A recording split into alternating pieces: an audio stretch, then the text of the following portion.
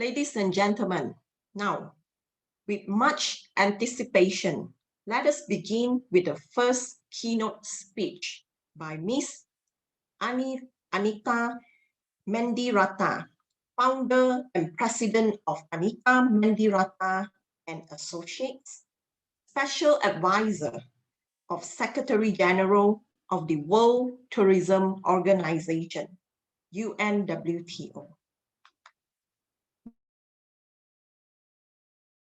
The session, entitled Championing a Safe, United, Sustainable Tourism Future, will be chaired by Dr. Phoebe Everingham from the University of Newcastle, Australia. The time is all yours now, Dr. Phoebe and Ms. Anita.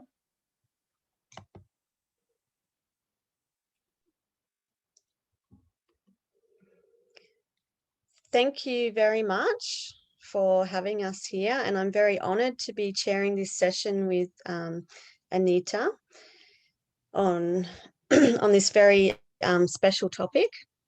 So I'm just going to give the floor over to Anita now. She's already been introduced, and please, if you have any questions for Anita, put them in the chat, and hopefully we will have time at the end to have a bit of a discussion.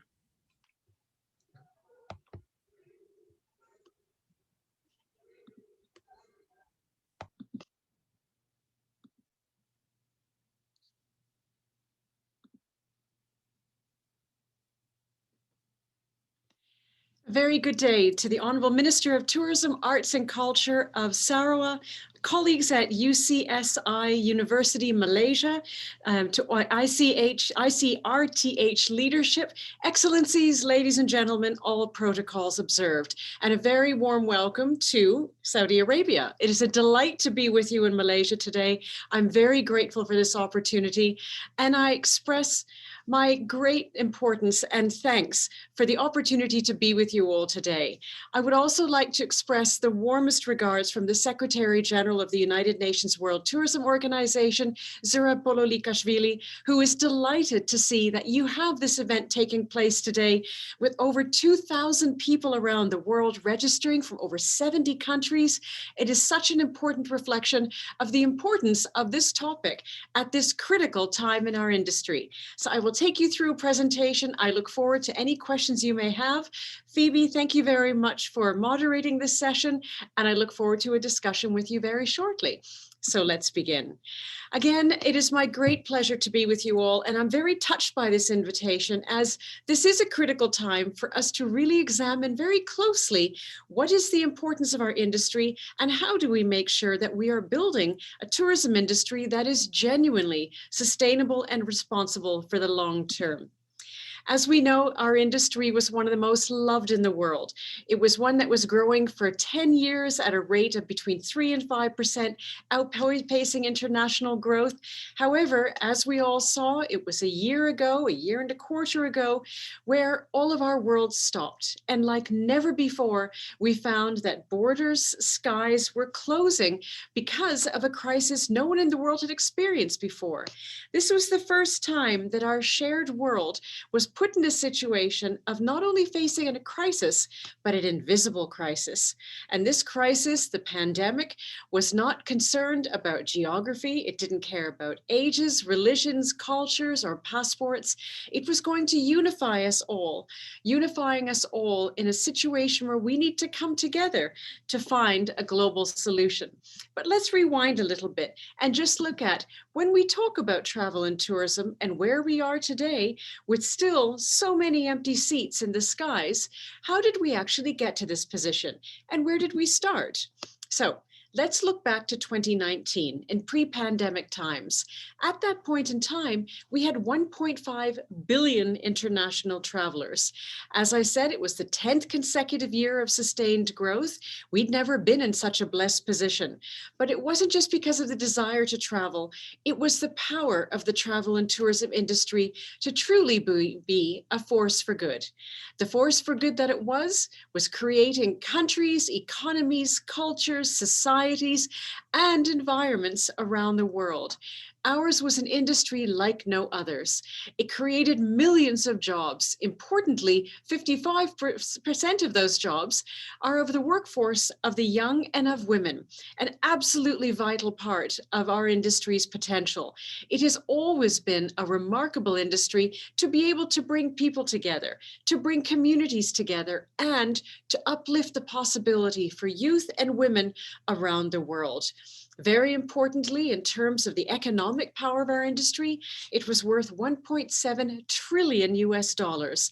It was the third largest export industry in the world, 50% of small exports for many small developing countries. And if you combine the opportunity for people to work and the export revenues, we were an industry creating 1 in 11 jobs worldwide.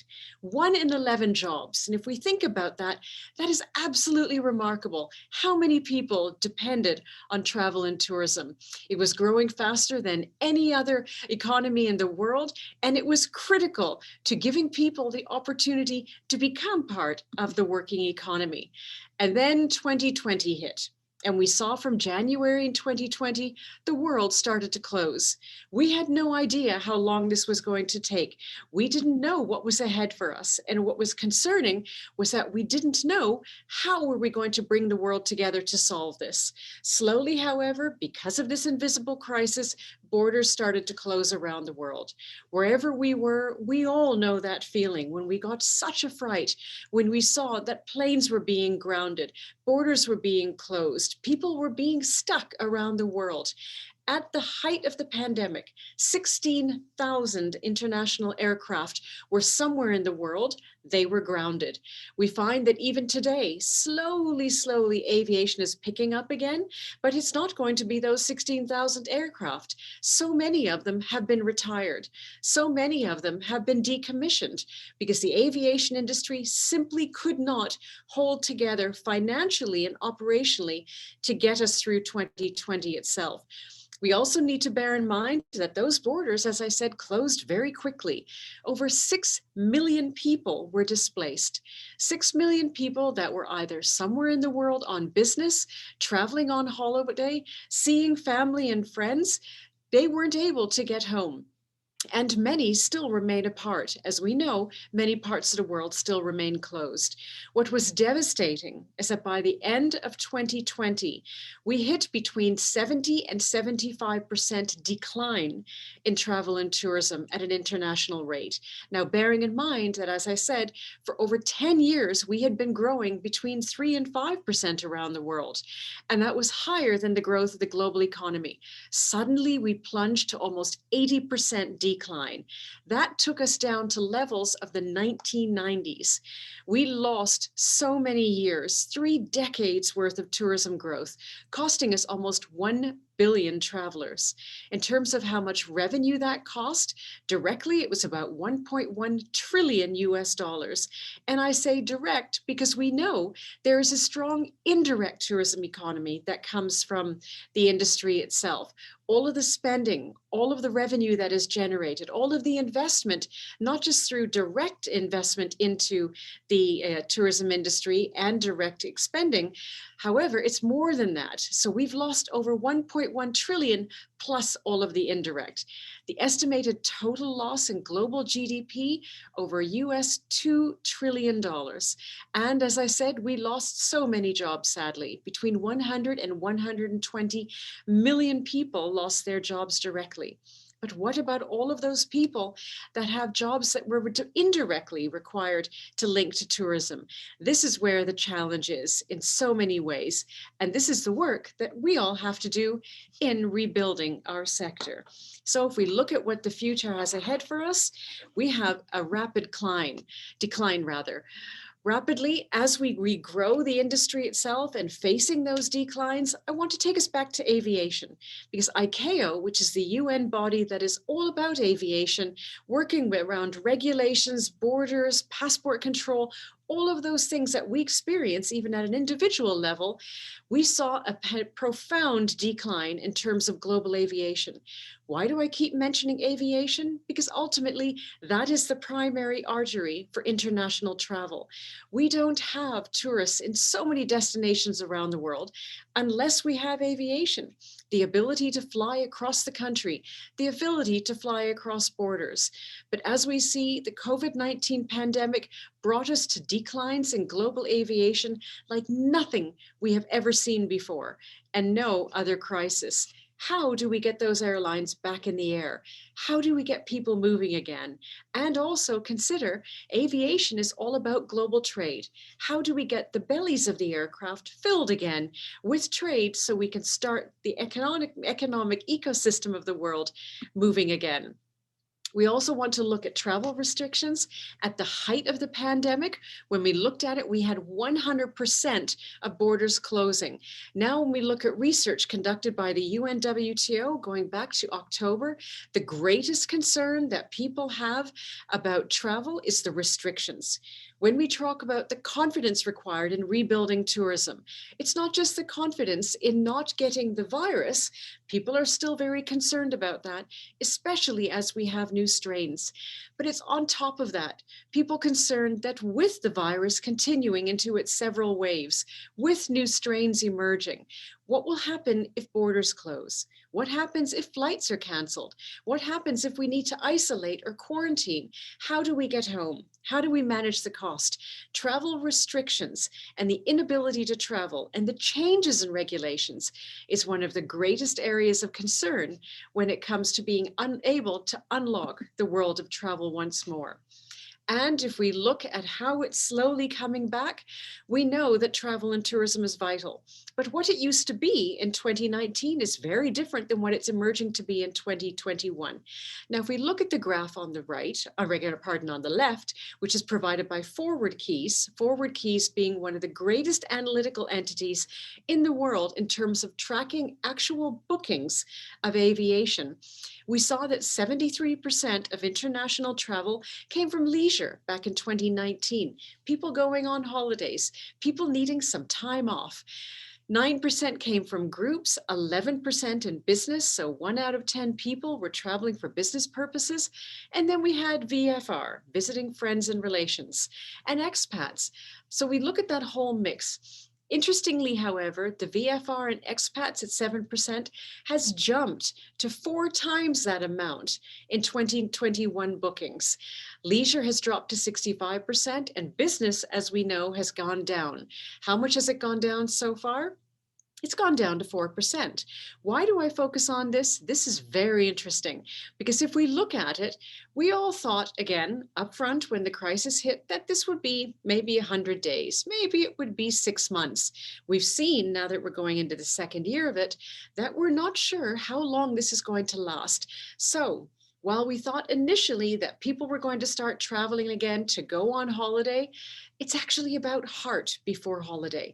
We've all missed someone. We've all missed some event that is a milestone in lives. Weddings, memorials, funerals, graduations, birthdays. All of us have missed someone that we love somewhere. So people are finding that their first travels are going to be to go to those people that they love, going back to visit their friends and their relatives. Then we see again business declining from 11% to 4%. Why is this so significant? Because business is one of the biggest concerns in terms of how do we bring it back to 2019 levels. Why is business such a concern? Well, look at what we're doing right now. We are having an international conference via Zoom. We're having it on a virtual platform, connecting the world through technology, allowing us all to be together, but we're not in the same room. So the opportunity for people to physically meet has been dramatically reduced. We are dearly hoping that this same conference will be held live next year so we can reunite in person. But for the moment, people are saying it's just easy by Zoom. We can't travel. There's no open borders for travel unless it's essential. So let's just continue with technology. On top of that, business travel is a significant expense to many businesses. So they were concerned, How do you get people traveling on business again when so many people have lost their jobs? Is it right to be spending money on travel and effectively on entertainment when some people go on traveling when people have lost their jobs? And what does it look like? Is it responsible? Is it responsible for people to be seen to being spending money on conferences, on meetings, when they could just jump onto a virtual platform? So all of these dynamics are taking place. It's not just where and how people are traveling, it's the motivations. Why are they traveling? So if we look at from USA to Europe and the percentage of shares, we can see that's going to be a very powerful indicator of the rest of the world. But we know that our world needs travel. Our world loves to travel. And so we need to make sure that for so many reasons, for lives and livelihoods, we build travel once more. And I have with me now a message from Antonio Guterres, the Secretary General of the United Nations. It is imperative that we rebuild the tourism sector, but it must be in a way that is safe, equitable, and climate friendly. Transport-related greenhouse gas emissions could rebound sharply if recovery is not aligned with climate goals. Supporting the millions of livelihoods that depend on tourism means building a sustainable and responsible travel experience that is safe for host communities, workers, and travelers. To aid recovery, I have identified 5 priority areas. First, mitigate the socio-economic impacts of the crisis. Second, build resilience across the entire tourism value chain. Third, maximize the use of technology in the tourism sector. Fourth, promote sustainability and green growth. And fifth, foster partnerships to enable tourism to further support the Sustainable Development Goals.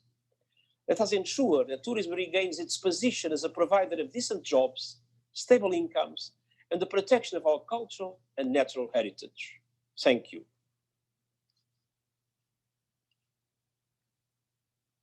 Now that is such a critical message, and why so? For very important reasons, and it's going right to the top of the United Nations in enforcing the important role of tourism in supporting development and being an active force of the Sustainable Development Goals. What's also very important about this is, as he said, we need to do it in a way that is responsible, that is sustainable, that works not just in terms of environmental development, but social development and cultural development. First and foremost, however, as His Excellency, the Secretary General says, this is a global healthcare crisis. It has caused an economic crisis. It has caused a travel and tourism crisis. But first and foremost, this is a healthcare crisis. And we need to deal with that so that we can unlock the potential of the world and tourism once more. It is imperative. Oops, I beg your pardon. What are we seeing, however, in traveler behavior? Because what's very important about this healthcare crisis is that it has caused us all, literally, to be grounded. We've all had to stay home. We've all gone through lockdowns in some way. And importantly, because this is an invisible crisis, and as I said earlier, it's causing a very significant psychological response, we have all been taught to keep apart from one another. We've been taught that we need to social distance. We need to wear masks. We can't see people's smiles anymore. And we need to make sure that our hands are always clean, keeping contact to a minimum. That has caused us all to become very concerned about being very close up. So people are looking at how do we actually start traveling again in a way that makes us feel healthy and secure. What does this mean in terms of the short term and some of the trends that are emerging? These are very important, and these are what the UNWTO has identified as some of the top trends that are shaping, at least in the next stage of what we are going to see in travel and tourism.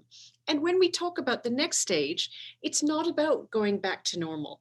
There is no back, and there certainly is no normal. We know that. And there's not even a new normal. There's a next normal, because we know that with vaccines rolling out, people are becoming more confident and slowly going out. We have vaccine certifications and passports. We have PCR testing. We have antibody testing now. All of these are building up. But as we go through this next normal with travel confidence building, that will take us into the next normal. So we go stage by stage by stage. But in the immediate next stage, we know that people are going to want to stay closer together, staying closer to home. Domestic tourism has been something that has been encouraged strongly by governments around the world, where as borders have been closed, people are needing to travel. We are seeing it's not just for economic reasons, emotional well-being is very much connected by our ability to travel, by our ability to go out and meet new people, visit with loved ones again, see friends and family. So domestic tourism has been encouraged. One of the beauties about domestic tourism, encouraging people to have staycations and take holidays closer to home, it unlocks those supply chains. It unlocks those social and economic ecosystems around us. So small businesses, which are over 80% of our industry, 83% are SMEs, they can open up again. The artisans, all of the curators of food, through agriculture, through all of the industries, can start working again. Domestic tourism has been invaluable in keeping many countries stronger because of the ability for people to travel near home. What's also been fantastic about that, it's lifting the baseline. Many countries around the world have seen domestic tourism is not as attractive as international tourism. We'll focus on the international tourists. But with domestic tourism, we're encouraging year-round visitation.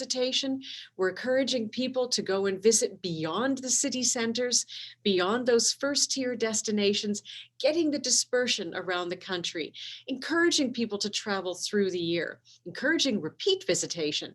So for so many reasons, domestic tourism has been an absolute blessing, allowing that visitation to get us back out again and get us confident.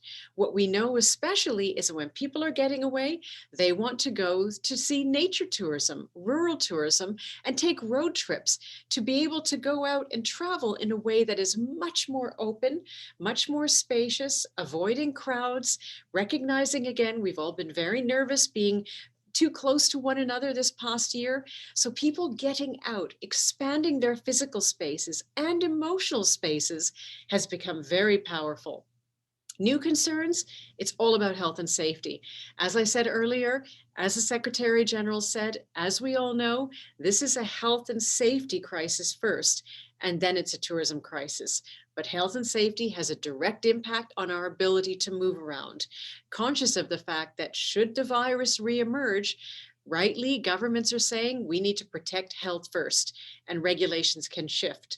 They can also open up again. It's all about health and safety. And last minute bookings. Why is this becoming so important?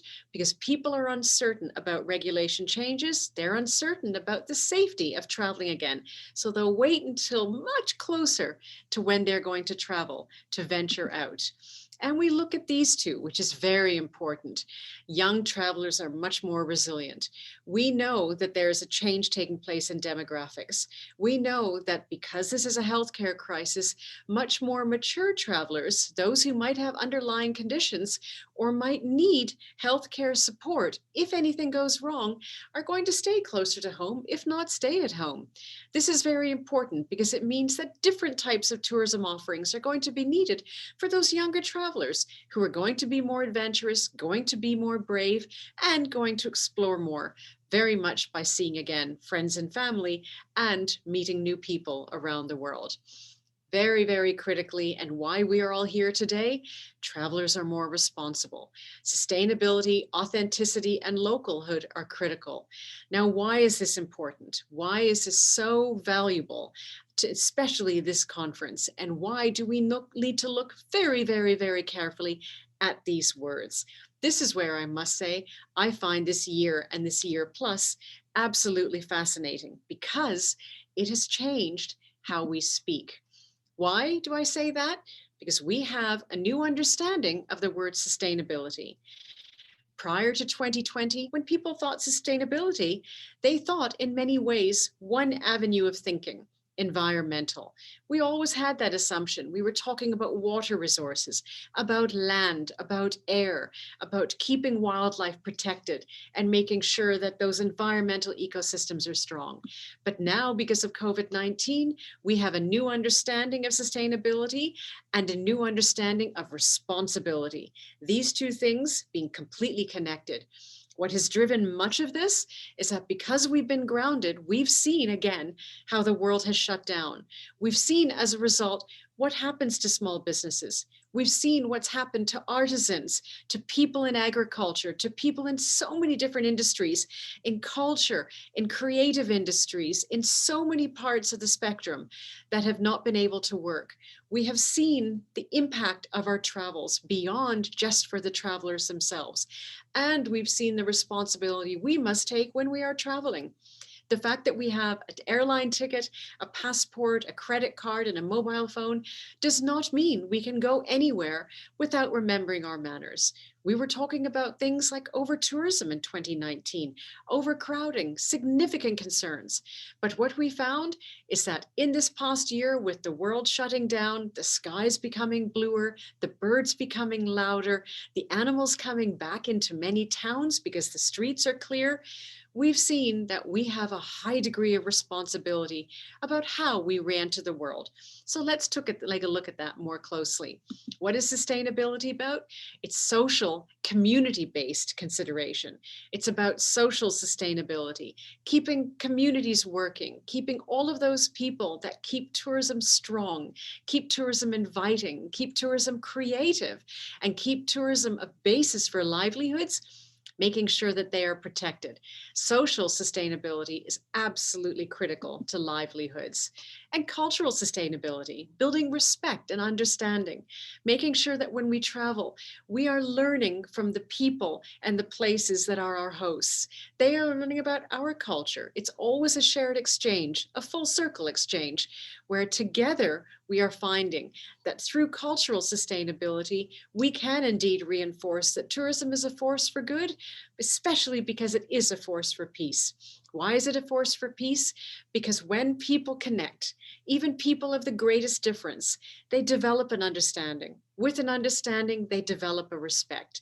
With a respect, they develop an appreciation and a human connection.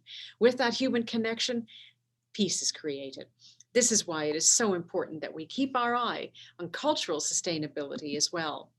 Economic sustainability, as I've said, making sure we've got all those economic ecosystems working together, getting all those supply chains connected. I always like to use an example when we talk about economic sustainability as the egg. So if we look at, for instance, my lovely host and moderator for this session, Phoebe, if we were to say that she's going to go traveling again and she's going to venture out once more, she goes into her hotel breakfast and she goes to the maitre d'. The maitre d' sits her down. So she had contact with one person, the maitre d'. The maitre d' sits her down, takes her to the table, and a lovely waitress comes and asks Phoebe, what would you like for breakfast? Would you like some tea or coffee? Phoebe would like some coffee. She goes off, the second person, the waitress, goes off to get the coffee. Then she comes back and she says, Phoebe, what would you like for breakfast? Phoebe would like an egg. She's going to have a sunny side up egg because Phoebe's a sunny side personality. So she has the egg order goes to the kitchen. The order is taken from the person receiving the orders in the kitchen itself. That order goes to the main cook. The cook then sends it to the chef, 5 people. The chef gets the egg. The egg has come into the kitchen through the person who brings it from the storeroom. The storeroom person got the egg from the person who delivered the eggs to the actual restaurant in terms of the building itself at the hotel. That delivery person was driving a truck from a truck company. That truck company came from the farm, the people that actually, the farmers that actually farm the eggs themselves. The eggs, the farm that was the owner came from, the eggs were pulled from someone who went and collected the eggs from the chicken. So we're saying that between the chicken and Phoebe's breakfast, there are at least 10 people involved. All of those people linked in the supply chains, all of them depend on tourism for jobs. We know, again, as I said earlier, it's 1 in 11. In our case with the egg, it was 10 people and 1 chicken. But it's all about getting those supply chains moving to make sure that everyone, through our needs as travelers, are able again to keep their livelihoods going. And of course, it's environmental sustainability, making sure that we are protecting all that Mother Nature has given us in the beauty of the environment with all of its wildlife and all that we know is critical to keeping nature and nurture together. However, What is questionable is, how do we open up?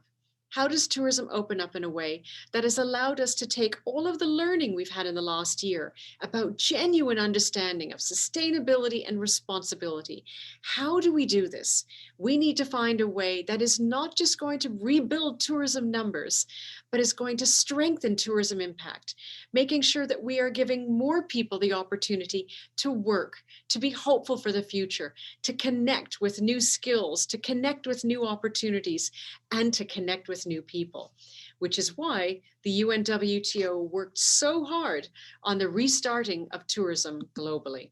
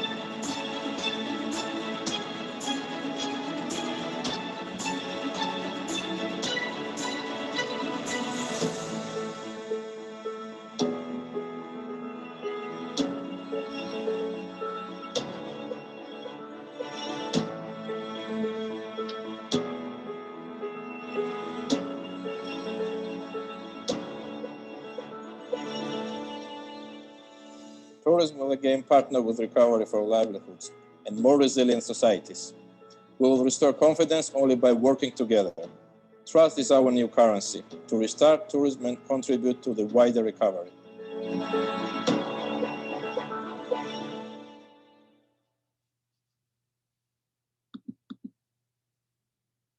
It's all about, exactly as my Secretary General said, it's about recognizing that trust is the new currency. And I want to pause a little bit on this because this is very important. When we talk about restarting tourism and we look at that action plan, you could see that there were so many partners involved. And we always talk about tourism being integrated. It's about airlines and airports, destinations and cruises. It's about businesses, government, all working together with academia, NGOs, the entire integration system. What we are finding, however, is in this year, it's not just integration, it's not just interconnection, it's interdependence. Tourism does not rebuild again in a way that is safe and sustainable and responsible unless we recognize the interdependencies on one another. As I said earlier, so much of it is about aviation. Tourism doesn't operate unless the airlines are operating.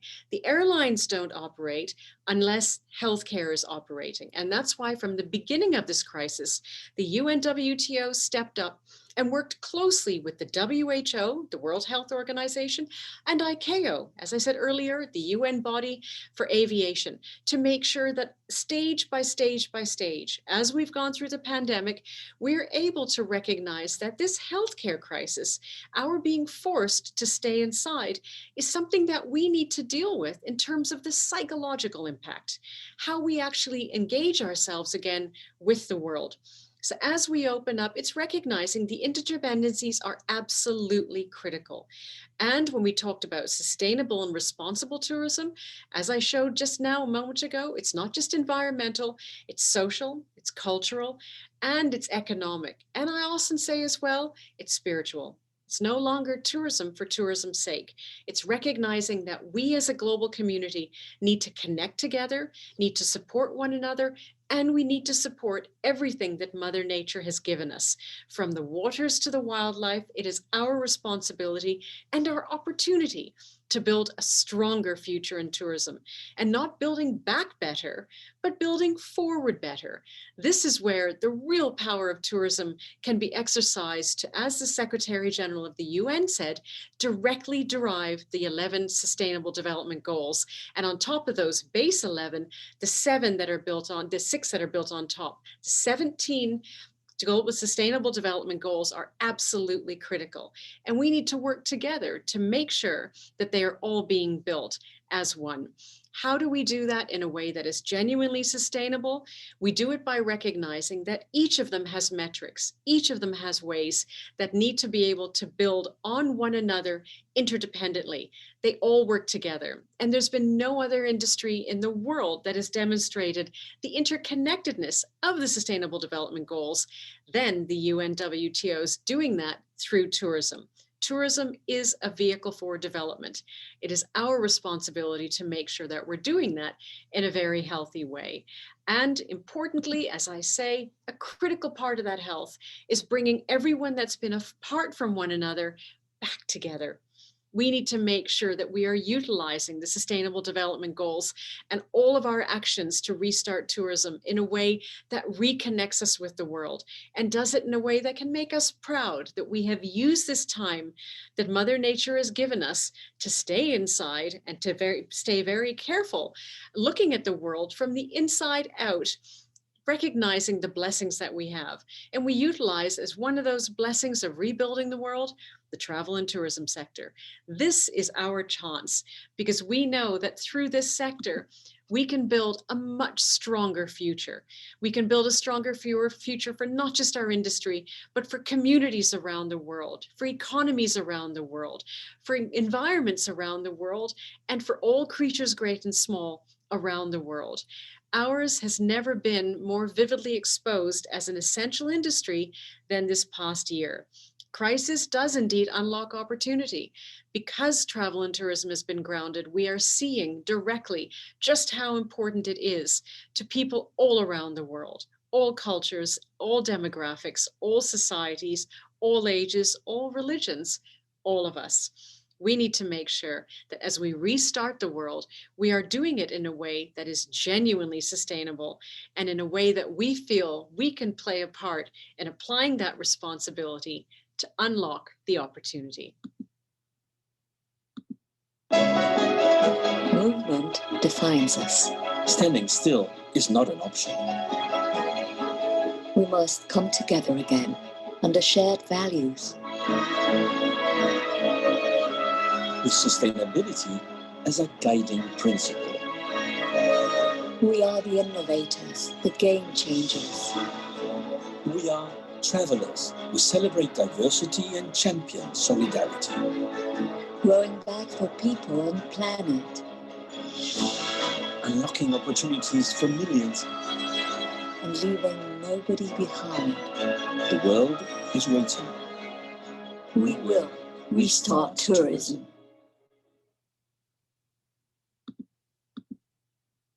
But as I said earlier, exactly as the Secretary General said, trust is the new currency. We need to trust that we can take care of one another. We need to trust that we can keep each other safe. We need to trust that wherever we go in the world, we will make sure that we are protecting the communities around us, the economies around us, the environments around us, the wildlife around us. This is our chance, but we know that it's going to take time.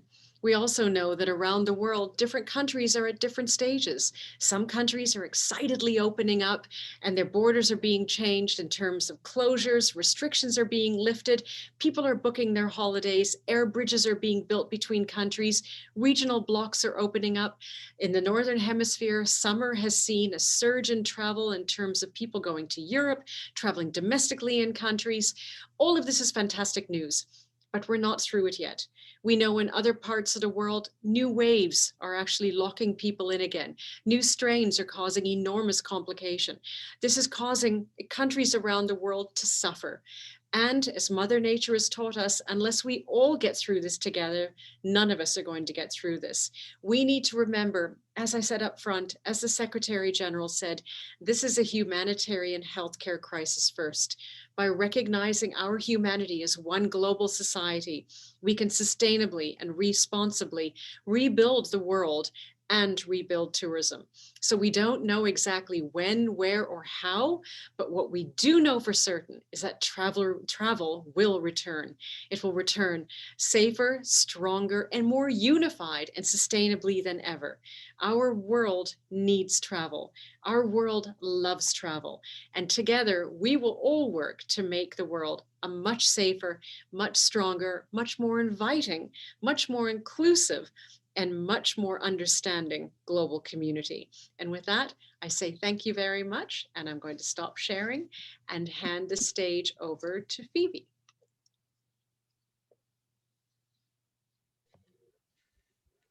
Thank you very much, Anita. What a wonderful keynote to kick off this wonderful conference. I really love the idea of rather than building back better or that we're building forward. I think that's a really, really great way to start thinking about all of these issues. And you've given us a lot to think about in relation to opening up a dialogue around how we can open up in more responsible and sustainable ways. There's some interesting themes coming out in terms of more resilient societies, the interdependencies, the trust as the new currency. I think this is really interesting. The focus on the social, the cultural, the economic, the spiritual, the interconnection around sustainable development goals, maybe perhaps using that more as a model for going forward. You've certainly given us a lot to think about and a lot to be very excited about. We have a couple of questions here in the question box, and I think the first question that we had was from Professor Yong from UCSI University, who's wanting to sort of know more about some, and thanks you very much for your insights, and is wondering about practical models or good models for experience sharing.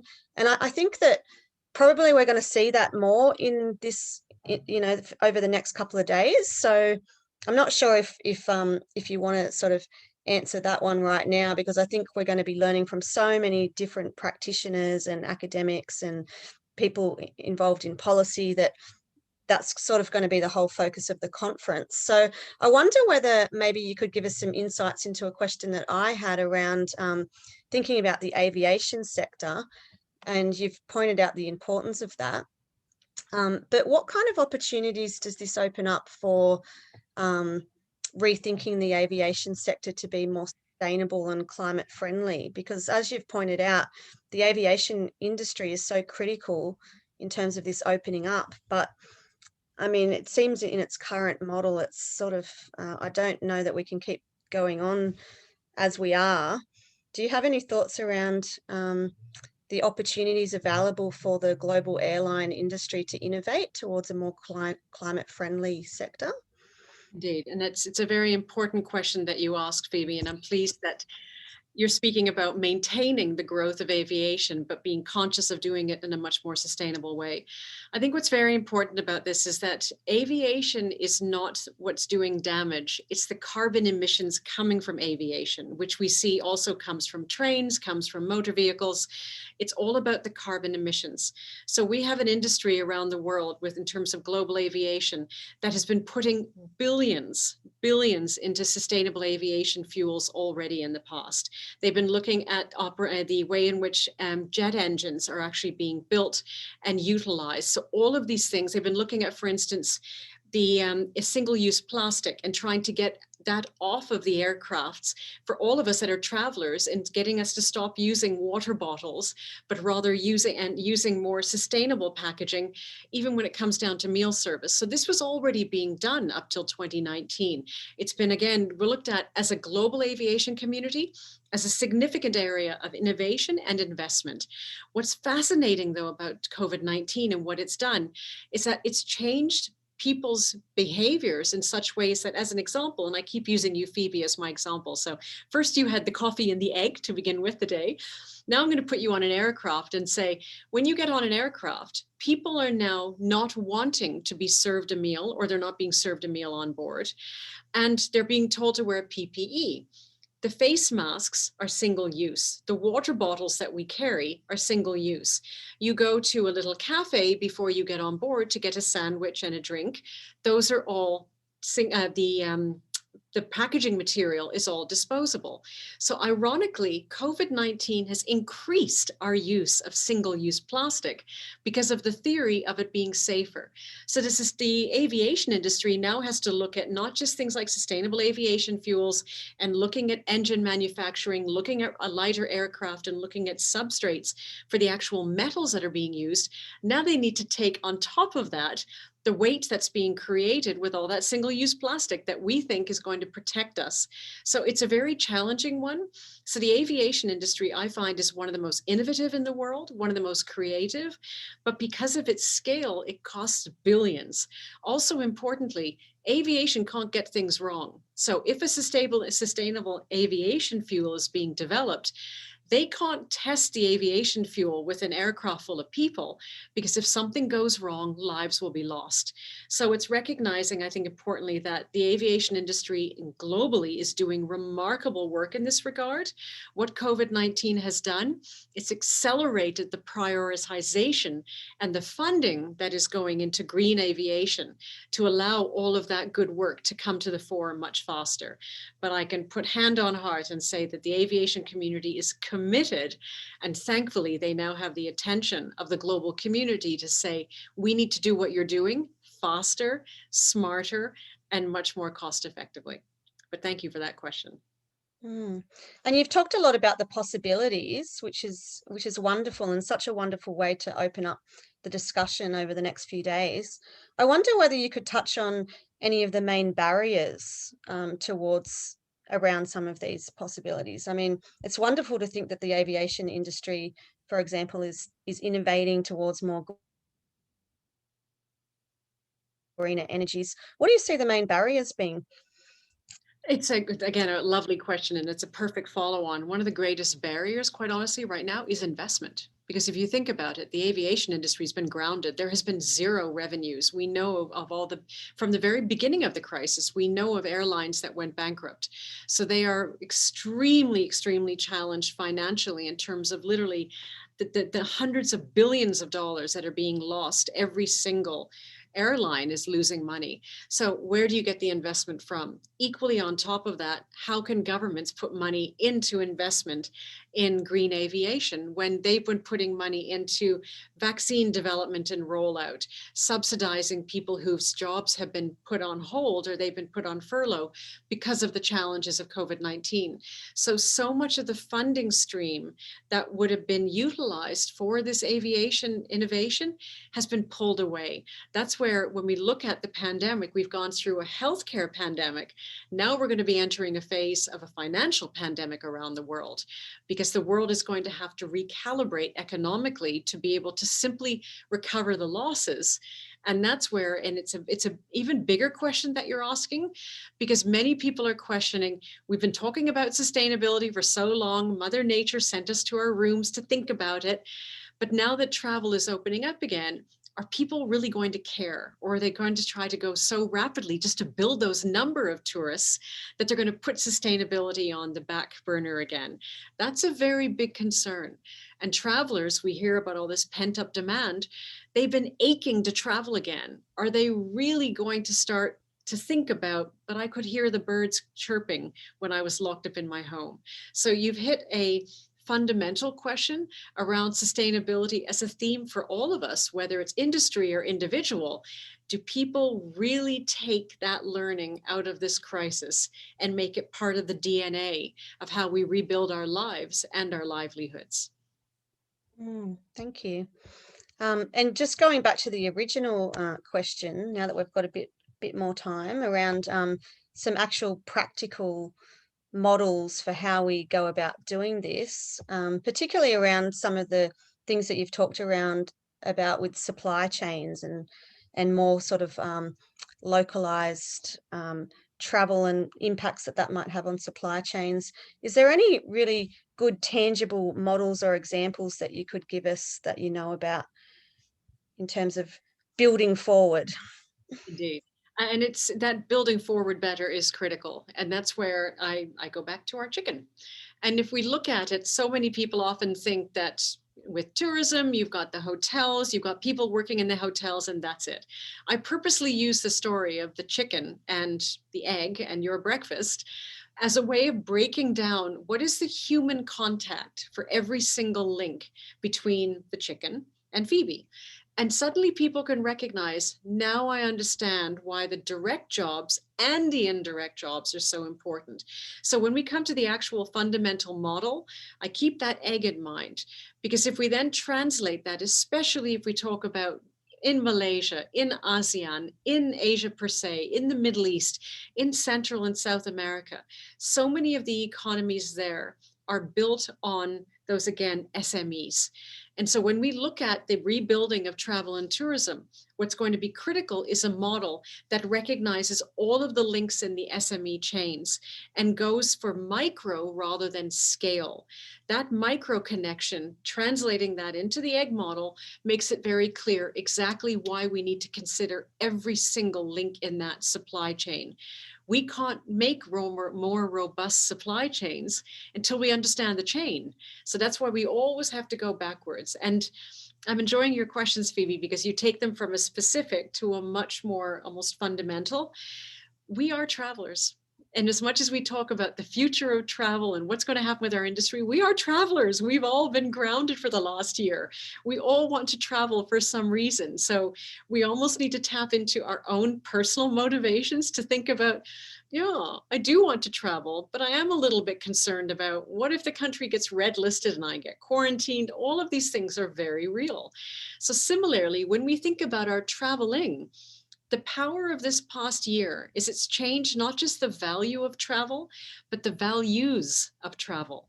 And that's why we will never go back to the old tourism. Travelers are recognizing, if I go to the local artisan and buy some curios and artifacts to take home, I can see the handiwork. I can see the person that I'm buying it from. I can see their family sitting on the side. People have become much more conscious of those supply chains and their ability to influence it. So the model is happening organically. The UNWTO has just launched yesterday an initiative here in Saudi Arabia. It's a global initiative about rebuilding rural and village tourism and using best models of village tourism so that we can utilize it as a way of going out and experimenting and finding how do we rebuild. So if anyone wants to look at unwto.org, you'll see that on the UNWTO website. It's literally an initiative that is just fresh. It was just born yesterday, and it provides a really powerful platform of recognizing the importance of making sure that those supply chains are able to re-strengthen. And that's the new model we need to carry forward. Wow, we're so lucky to be hearing all of this cutting edge information from you, Anita. That's amazing. I can't wait to look that up. We just have another question here, and I guess it goes back to, I really love this idea that you have around trust being the new currency. And we have a question from Maria. I'm sorry, I can't see the last name properly, but she asks, and I guess it's more around the possibilities for networking and coming together, which, you know, ties into the supply chain aspect as well. Do you have any advice around how tourism industry businesses can educate or network with other tourism businesses to do their part to innovate and promote this building forward idea into the industry, whether it's social, cultural, or economic? It's a great question. And I think this is where, again, if we look at this past year, all of us have found ways of connecting virtually. And we've seen whether it's courses around the world, summits around the world, conferences around the world like this one. We had over 2,000 people from 70 countries registering for this conference. Not one person paid a penny. And so this past year has been profoundly generous in those connections and in connecting, whether it's businesses, governments, small businesses, large businesses, through the virtual lines. We must not lose that. We must not lose that connection once the world opens up and becomes tangible again. So much good has come from this time. Mother Nature knew what she was doing. And when people often ask me, what am I most grateful for this past year? I say satellites. Can you imagine what our last year would have been like if we didn't have connectivity? And so when it comes to networking, we used to use that as a category and a way of doing things. Now it's simply become a way of coexisting. We must not let that go.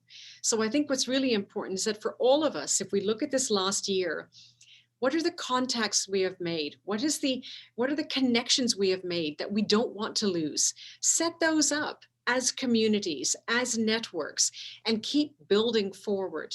Because what we do know, and as I've said, unless we all get through this, no one gets through this. We are no longer an integrated tourism community. We are interdependent. And that's why it's so critical that, as an example, for instance, the UK, where I live, I happen to be in Saudi Arabia, has opened up different countries on the red, green, and yellow list. We have this whole traffic light system.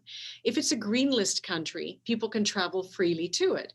There are countries on the green list which we can travel freely to, but the countries are closed down. So New Zealand, for instance, there's no way I can travel to see you. I can't get down to Australia because you're blocked as a nation for leisure travel, even though you're green list. So all of these things need to keep connected. And that's where we must not lose the ability for us to talk and share knowledge and rebuild forward just because we don't have the ability to go directly.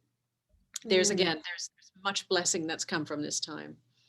And I think it's really important, as you say, around thinking about the interconnection between the social justice, the health models, the vaccine rollouts, because we can't build forward and open up if we've got this inequitable global situation where so many countries are maybe not going to have access to the vaccine or to health benefits. Do you have any thoughts around that?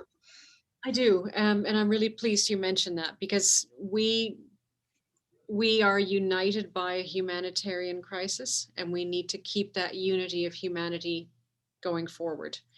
There's a very great risk that for all of the excitement and all of the pent-up demand, people are going to look at countries that are open because they have vaccine regulations that allow for movement and forget the people that are still struggling. So exactly as you say, there are parts of the world that are opening up. I have family in India, and we know what's happening in India, happening in Brazil, happening in other countries. It's devastating, and we can't look away. And I think that's where, again, we've all been grounded and we've been looking at our screens. We must continue to look at our screens and care about people everywhere. We must work through this together. Otherwise, there is going to be a very deep and devastating divide that is going to take place. And that's not fair, because especially if you look, again, as a country such as India, India is incredible. There's a reason why it's called Incredible India. They will get through this, but their industry is a massive part of their economy. They need to be able to move forward in a way that gets global support and compassion to be able to rebuild the industry itself. And that's where it's very, very important to, again, keep connected through these platforms.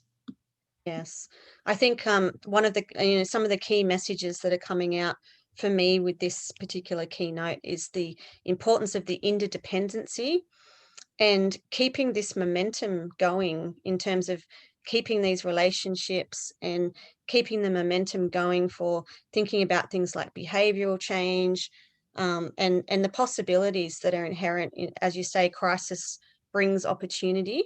And I think if we can hold on to this momentum to keep building forward, then it's actually very exciting times that we're living in some ways too. I mean, mindful that I can say that being in my little safe bubble country in Australia. And I think it's really important to end on that note too, in terms of thinking about those communities around the world that are still very much suffering, and making sure that as part of this trust being the new currency, that we really start reaching out and we start thinking about the social, the cultural, the economic equalities that must come along with this momentum of building forward as well. So thank you so much, Anita, for opening up the keynote for this wonderful conference. And I think everyone is, oh, I mean, there's another comment here that I think is really important as well. And maybe we can reflect on that because we don't have much time to talk about it. But I think that as Robert Basiuk has said, that the current situation can possibly exacerbate the situation of travel becoming a divide between the haves and the haves not. And I think that in terms of building forward, that we really have to keep that central, that sort of the social equality, that we cannot have an opening up without having that social equality. So thank you so much, Anita, for opening up the discussion around these amazing possibilities of building forward. Stunning. Thank you very much. And I'm really grateful for the opportunity. And thank you, Phoebe. Thank you for carrying the discussion forward. And I wish you good enjoyment of your coffee and your egg now. Thank you. I will go and make myself a sunny side up egg now. Thank you. Okay, and everyone, and so you're free to move on to the next sessions now. And I look forward to networking with you all further. Keep well. Okay.